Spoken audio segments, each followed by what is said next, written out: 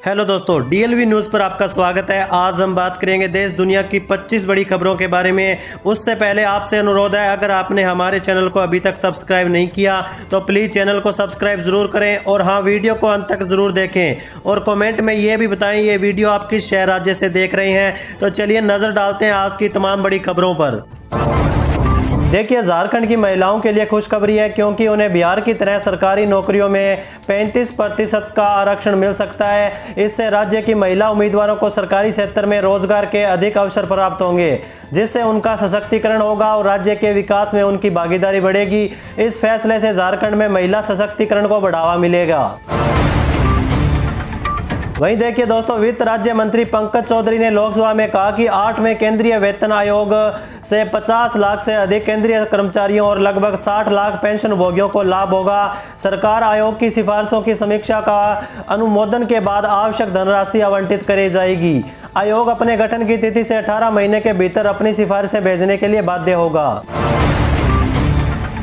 वहीं अगली खबर देखिए, राजस्थान की भजनलाल सरकार को मतांतरण विरोधी कानून पर सुप्रीम कोर्ट से बड़ा झटका लगा है। कोर्ट ने सरकार को नोटिस जारी कर जवाब मांगा। यह कानून जो धार्मिक रूपांतरणों को नियंत्रित करता है, अब कानूनी चुनौती का सामना कर रहा है। सुप्रीम कोर्ट इस कानून की संवैधानिक वैधता की जांच करेगा। चलिए आगे बढ़ते हैं अपन खबरों में। देखिए, दिल्ली में होने वाली राष्ट्रीय लोक अदालत की तारीख बदल चुकी है। अब ये अदालत 10 जनवरी को आयोजित की जाएगी। पहले यह 13 दिसंबर को होने वाली थी, लेकिन अब नई तारीख की घोषणा कर दी गई है। यह लोक अदालत दिल्ली में लंबित मामलों के निपटारे में मदद करेगी। तो वहीं देखिए, पहले दिसंबर से लागू बिजली बिल राहत योजना का लाभ अब उन नेवर पेड बिजली उपभोक्ताओं को भी मिल सकेगा जिन्होंने 31 मार्च के बाद एक भी किस्त जमा की है। ऐसे उपभोक्ताओं के लिए 11 दिसंबर से पंजीयन शुरू होगा। वहीं देखिए, बिहार के बक्सर में अब हर किसान की डिजिटल पहचान बनेगी, जिससे उन्हें सरकारी योजनाओं का लाभ मिलेगा।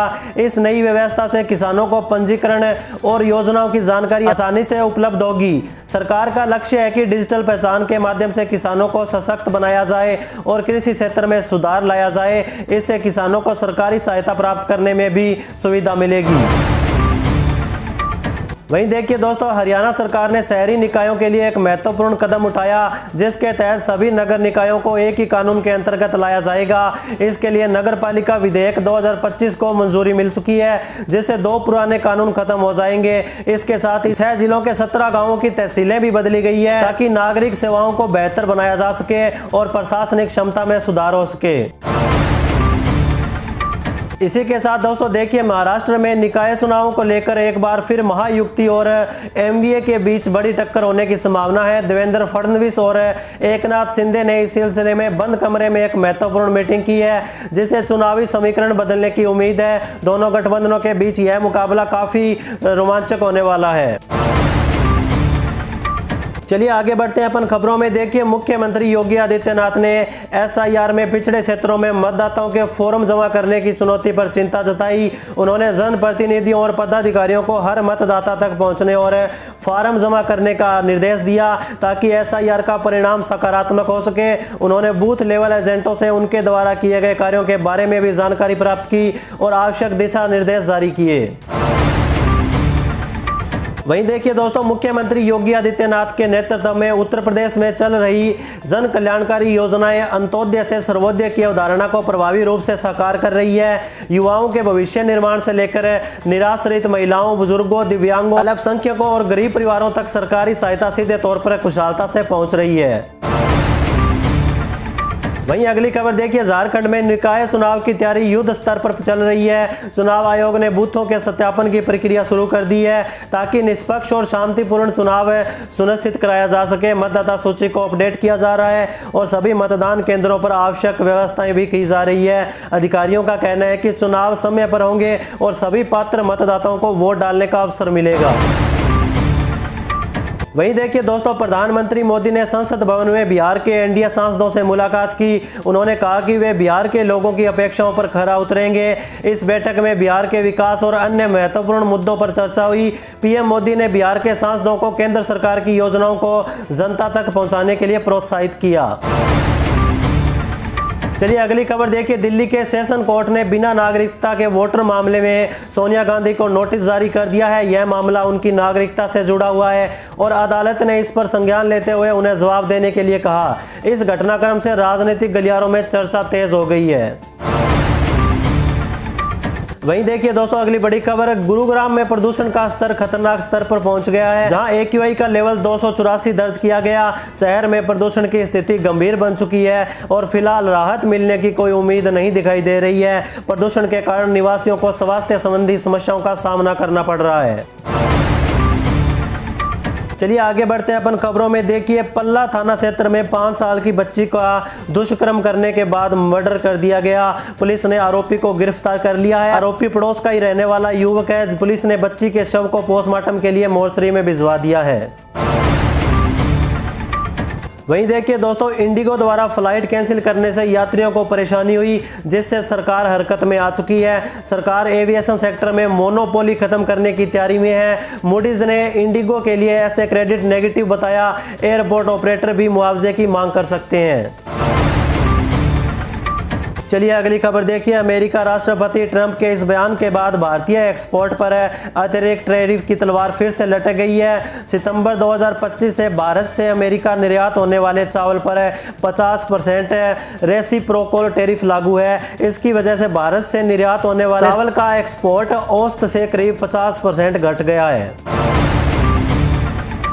वहीं देखिए दोस्तों, लाडली बहना योजना के तहत सीएम डॉक्टर मोहन यादव आज 1,26,00,000 लाडली बहनों के खाते में 31वीं किस्त भेजेंगे। छतरपुर जिले के खजुराहो में 2 दिनों के प्रवास पर सोमवार को पहुंचे मुख्यमंत्री छतरपुर जिले से सभी पात्र लाभार्थियों के खाते में 1,500 रुपए ट्रांसफर करेंगे।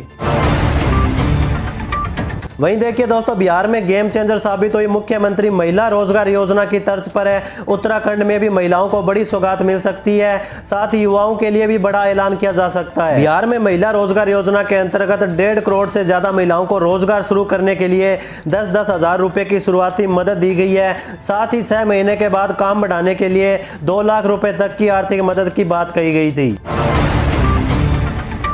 चलिए आगे बढ़ते हैं अपन खबरों में। देखिए सरकार ने घर बैठे प्रॉपर्टी की रजिस्ट्री कराने वालों की जेब पर अब ज़्यादा भार डाल दिया। जो सुविधा पहले केवल 1,000 रुपये में उपलब्ध थी, उसके लिए अब 5,000 से लेकर 20,000 रुपये तक का शुल्क तय कर दिया गया है। सरकार ने रजिस्ट्रेशन एक्ट 1908 में संशोधन करते हुए यह व्यवस्था लागू की है, जिससे राज्य में खरीदी गई संपत्ति की रजिस्ट्री अब बिना राजस्थान आए भी करवाई जा सकेगी, लेकिन इसमें पैसा ज़्यादा देना होगा। वहीं देखिए अगली बड़ी खबर, सीनियर सिटीजन के लिए 2025 से एक बड़ा बदलाव लेकर आ रहा है। सरकार ने घोषणा की है 10 दिसंबर 2025 से बुजुर्गों को कई नई सुविधाएं और लाभ दिए जाएंगे। ये नई स्कीमें खास तौर पर उन लोगों के लिए जो पेंशन, स्वास्थ्य सुविधाओं और बैंकिंग सेवाओं पर निर्भर है। सरकार का उद्देश्य है कि देश के वरिष्ठ नागरिकों को आर्थिक सुरक्षा, स्वास्थ्य सुरक्षा और सुविधाजनक जीवन उपलब्ध कराया जा सके। दवाइयों और मेडिकल ट्रीटमेंट पर सरकार अब 40% तक सब्सिडी देगी। यह खासकर मध्यम वर्ग व कम आय वाले बुजुर्गों के लिए राहत होगी। चलिए अगली खबर देखिए, भारत सरकार और विभिन्न राज्य सरकारें गरीब और मध्य वर्गीय परिवारों को आर्थिक राहत देने के लिए समय समय पर अनेक जन कल्याणकारी योजनाएं लागू करती है। इन्हीं में से एक फ्री राशन योजना 2025 के तहत पात्र परिवारों को हर महीने पूरी तरह मुफ्त राशन उपलब्ध कराया जाएगा। इसके साथ सरकार की ओर से 1,000 रुपये की अतिरिक्त आर्थिक राहत भी दी जा सकती है, जिससे कमजोर वर्ग के लोगों को महंगाई के दौर में कुछ सहारा मिल सकेगा। बढ़ती कीमतों का असर हर घर पर पड़ता है और ऐसे में यह योजना करोड़ों लोगों के लिए बड़ी मदद साबित हो सकती है। वहीं अगली बड़ी खबर देखिए, ECHS ने इलाज के दामों में बड़ा बदलाव किया। अब ex serviceman contributory health scheme यानी ECHS केंद्र सरकार की दरों के नए पैकेज को अपनाएगी। स्वास्थ्य मंत्रालय की 3 अक्टूबर 2025 की अधिसूचना के बाद ये नई दरें 15 दिसंबर 2025 से लागू होगी। चलिए आगे बढ़ते हैं अपन खबरों में। देखिए बिहार के मुख्यमंत्री नीतीश कुमार ने वैशाली में निर्माणाधीन 6 लेन पुल का निरीक्षण किया। उन्होंने अधिकारियों को पुल के निर्माण कार्य को तेजी से पूरा करने के लिए निर्देश दिए। यह पुल मार्च 2026 तक लागू होने की उम्मीद है। इस पुल के बन जाने से वैशाली और आसपास के क्षेत्रों में यातायात सुगम होगा और विकास को गति मिलेगी। वहीं देखिए दोस्तों, सुप्रीम कोर्ट ने पश्चिम बंगाल में एसआईआर के दौरान बूथ लेवल ऑफिसर्स पर हो रहे हमलों को गंभीरता से लिया। कोर्ट ने चुनाव आयोग को नोटिस जारी कर बीएलओ की सुरक्षा सुनिश्चित करने को कहा, क्योंकि वे मतदाता सूची की जांच के दौरान धमकियों का सामना कर रहे हैं। कोर्ट ने कहा कि बीएलओ को सुरक्षित माहौल में काम करने का हक है और मतदाता सूची को सही बनाना लोकतंत्र की बुनियाद है।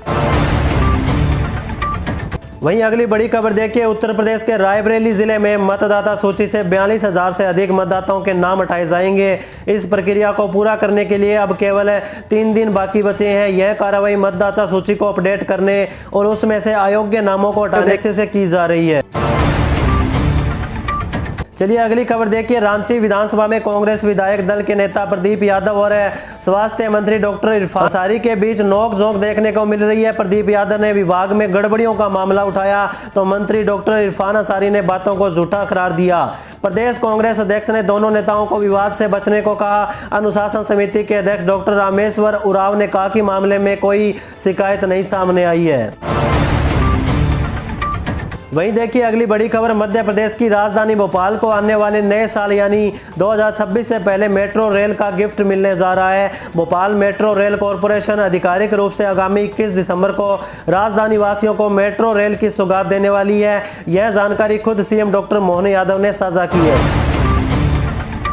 चलिए अगली खबर देखिए, लोकसभा में चुनाव सुधारों पर बोलते हुए अखिलेश यादव ने कहा, अभी तक राज्य में चल रहे एसआईआर प्रोसेस के दौरान 10 बीएलओ की जान जा चुकी है। हम मांग करते हैं कि मरने वाले बीएलओ के परिवारों को 1 करोड़ रुपए के एक्स ग्रेशिया रकम दी जाए और मरने वाले परिवार को एक सदस्य को नौकरी भी दी जाए। वहीं अगली खबर देखिए, राजधानी जयपुर में 10 दिसंबर को जेईसीसी में प्रवासी राजधानी दिवस 2025 आयोजित किया जा रहा है। कार्यक्रम में राजस्थान के राज्यपाल हरिभाऊ बागड़े, पंजाब के राज्यपाल गुलाब चंद कटारिया, मुख्यमंत्री भजनलाल शर्मा, केंद्रीय वाणिज्य और उद्योग मंत्री पीयूष गोयल, राज्य सरकार के मंत्री और वरिष्ठ अधिकारी उपस्थित रहेंगे। कार्यक्रम में 1 लाख करोड़ रुपए के नए निवेश प्रस्तावों की ग्राउंड ब्रेकिंग की जाएगी। इसके साथ ही rising Rajasthan global investment summit 2024 के बाद से धरातल पर उतरी कुल परियोजनाओं का मूल्य 8 लाख करोड़ रुपए तक पहुंच जाएगा।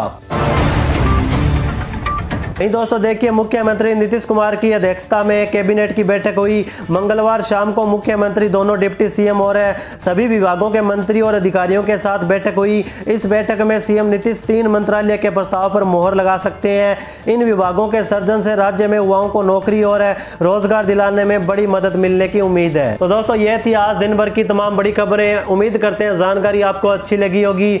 और हाँ, अभी तक आपने हमारे चैनल को सब्सक्राइब नहीं किया तो प्लीज चैनल को सब्सक्राइब जरूर कर दें और साथ में बेल आइकन बटन को भी प्रेस कर लें ताकि सही समय पर सही खबरें सबसे पहले आपके पास पहुंचे। और हाँ, इस वीडियो को अपने दोस्तों के साथ ज़्यादा से ज़्यादा शेयर करें।